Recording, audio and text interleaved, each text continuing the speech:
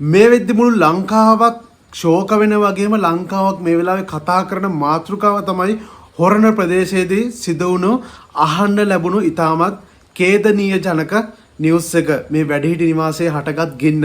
ඉතින් මේක ඇතිවෙච්ච හේතුවත් මම කිව්වා මොකක් වෙලාද හේතුව වෙලා තියෙන කියලා. ඉතින් මේ වෙද්දි තවමත් ඒ ගැන හරියට කියලා නැහැ. මොකද්ද මේකට හේතුව කියලා. ඉතින් මම ඔයාලට කලින් වීඩියෝ එකක් දාලා තිනවා.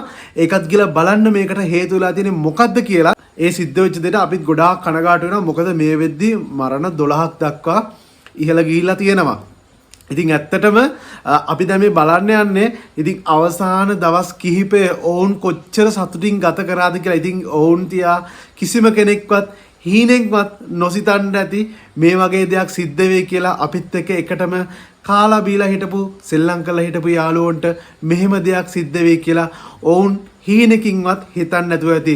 ඉතින් ඔයාලා මේ දකින්නේ ඔවුන් අවසාන දවස් කිහිපය කොච්චර සතුටින් ගත කරාද කියලා. ඉතින් මේ වීඩියෝ එක අවසානටකම් බලන්න. මෙවන් දෙයක් කිසිම කාලෙක කිසිම තැනකින් අහන්න දකින්න නොලැබේවා කියලා ප්‍රාර්ථනා කළා. වීඩියෝ එකට ලයික් එකක් දාලා පල්ලෙහාන් කමෙන්ට් එකකුත් දාන්න මෙවන් දෙයක් ආයෙනම් සිදු නොවේවා කියලා. එහෙනම් බලන්න මේ වීඩියෝ එක අවසාන වෙනකන්. ඊට පස්සේ ඔයාලගේ අදහසත් කමෙන්ට් එකක් දාන්න. මේ වීඩියෝ එක ඊට පස්සේ පුළුවන් තරම් ෂෙයා කරන්න ඔයාගේ යාළුවන්ටත් බලන්න. එහෙනම් බලන්න මේ වීඩියෝ කොටස කොච්චර සතුටින් මෙයාලා කාලය ගත කරනවද කියලා නේද? බලන්න වීඩියෝ එක.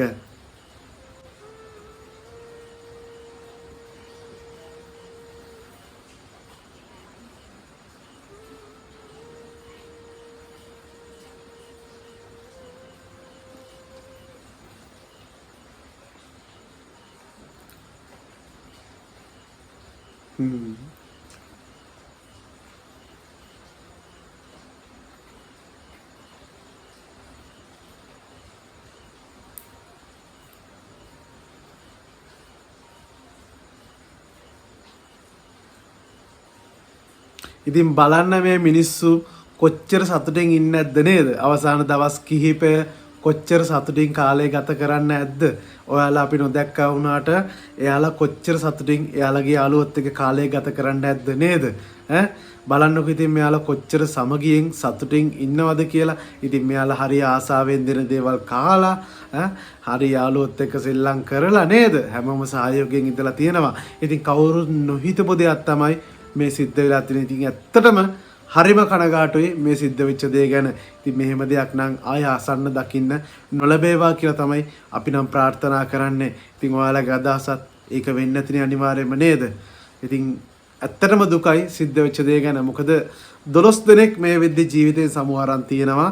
ඒ වගේම එයාලත් එක්ක හිටපු යාළුවෝ තව කීප දෙනෙක්ම රෝහල්ගත වෙලා හොස්පිටල් එකේ ඉන්නවා. ඉතින් මේ වෙනකොට එයාලට තවත් නිවාසකින් ආධාර උපකාර ලැබිලා තියෙනවා. මේ නිවාසෙට එන්න කියලා. ඉතින් ඔන්න කීපයකින් එයාලට නවත්තන්න හම්බෙලා තියෙනවා. තවත් පිරිසක් ෂොක් වෙලා ඉන්නවා මේ සිද්ධ වෙච්ච දේ ගැන. මොකද තමන් එක්ක එකට කාලා බීලා හිටපු යාළුවෝ නොහිතපු විදිහට ජීවිතක්ෂයට පත් වෙලා තියෙනවා. සමහරු රෝහලේ කියලා. ඉතින් එයාලට තේරෙන්නේ මොකද්ද මේ වෙලා තියෙන්නේ කියලා. ඒ වුණාට ඉතින් එයාලා දුක කියන දේ හැමෝටම දැනෙනවා. ඉතින් ඒ දේ තමයි සිද්ධ වෙලා තියෙන්නේ. ඉතින් බලන්නකො මෙයාලා කොච්චර සතුටින් ඉන්නවද කියලා නේද?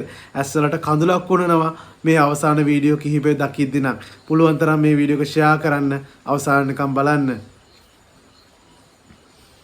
ඉතින් මම ඔයාලට මතක් කරන්නේ තමන්ගේ අම්මලා තාත්තලාව වයසට ගියාම ආදරයෙන් බලා ගන්න කියලා. මොකද එයාලා හරි කැමති තමන්ගේ දුව පුතා තමන් එක්ක ආදරෙන් ඉන්නවට, වයසට ගියාම ආදරෙන් බලා ගන්නවට, එයාලගේ ළමයි එක්ක ආදරෙන් සෙල්ලම් කරන්න.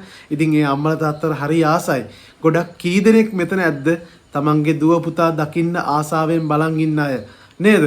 දහසක් බලාපොරොත්තු තියාගෙන කොච්චර දුකින් ඉන්න අය ඇද්ද? ඉතින් එයාලගේ හිතට පුංචි හරි සතුටක් ලැබෙන්නේ මේ වගේ දෙයක් හින්දා. ඉතින් ඇත්තටම මේ වෙච්ච දේ ගැන කනගාටුයි. ඉතින් ඔයාලත් පුළුවන් තරම් ඔයාලගේ අම්මලා තාත්තලාම අනිවාර්යයෙන්ම ගෙදර ඉඳන් බලා ගන්න, ආදරෙන් බලා ගන්න. එතකොට මේ වගේ පුවත් තව ඉස්සරහට දකින්න අහන්න නොලැබේ කියලා අපි හිතනවා. මොකද මේක ගොඩක්ම තියෙන්නේ කොළඹ ආශ්‍රිත ප්‍රදේශවල තමයි. මොකද ඒගොල්ලෝ කොළඹ ඉන්න අය ගොඩක් ජනාකීර්ණ වෙලා තියෙනවා රස්සාවල වලට යනවා. ඉතින් වයසක අය අම්මලා අතලා බලා ගන්න කවුරුන් නැතිලා තියෙනවා. ඉතින් මේ දේවල් එක්ක තමයි ගොඩක් මේ දේවල් සිද්ධ වෙලා තියෙන්නේ.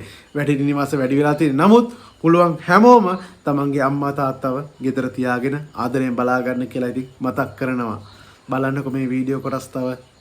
ඩාවන්ස් තුමුද දන්සල නෝ දිනෝනේ බද්දාන්සල ඒක ඈ එලා පොලිමේ එන්න ඕනේ පොර ගන්න නැතුව හොඳේ පොර ගන්න නැතුව දන්සල වඳින්න එන්න ඕනේ තේරුණා තායි මොන දන්සල්ද වෙනවද දෙන්නේ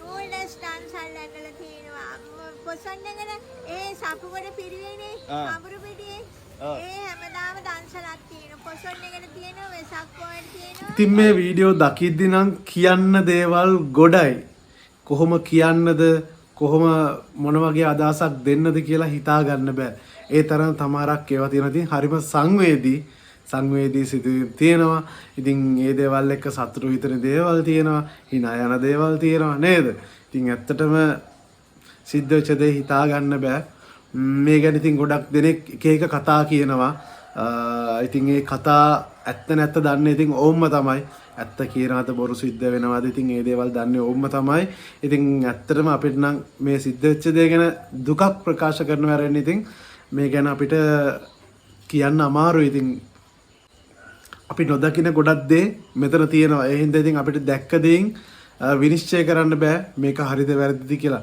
නමුත් අපිට පේන්නේ මෙයාලා ගොඩක් සතුටින් ඉන්නවා කියලා. ඉතින් ඇත්තටම ඒ සතුට හැමදාම තිබ්බනම් හොඳයි කියන තරමට ඉතින් ඇත්තටම දැන් නම් ගොඩක් දුකයි. දන්සල ඒවත් තියෙන්න ඕනේ. ඈ?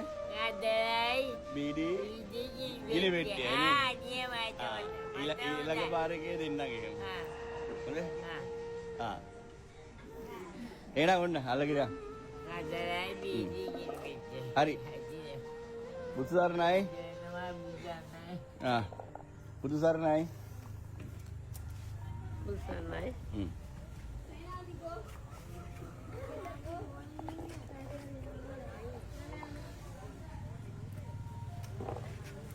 අර දාස්මන් මහත්තයා තියෙන මහත්තයාගේ මගේ පංගුව අනිත් කටියත් එක්කනේ මුණු සරණයි දෙපීටයි මුණු සරණයි දාස්මන්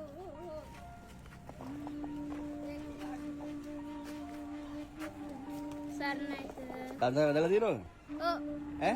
ඔව් ඒකනේ. හරි. දන්සල ඇදලා තියෙනවද? ඔව් සර් ඇදලා තියෙනවා හරි. thank you sir දන්සල ගිහින් තියෙනවද? ඔව් ගිහින් තියෙනවා දැන් ගිහින් කොයි දන්සල්ද කියලා තියෙන්නේ?